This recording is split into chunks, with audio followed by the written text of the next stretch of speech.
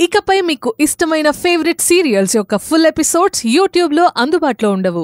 కేవలం సన్నెక్స్లో మాత్రమే ఫ్రీగా చూడొచ్చు.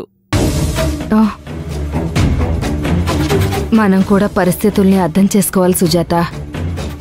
నీకైనా నాకైనా మన బిడ్డ కనిపించట్లేదంటే బాధ కలగకుండా ఉంటుందా?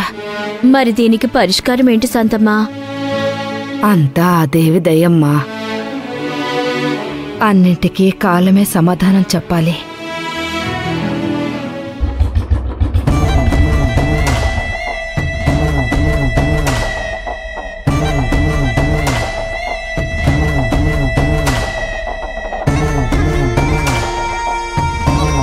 ఎలా ఉన్నావు గుణ?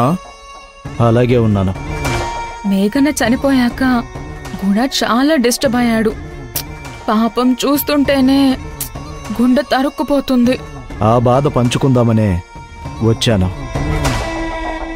వనజ గురించి రావణ్ణి అడిగాను. మిమ్మల్ని కలవమన్నాడు, అందుకే వచ్చాను.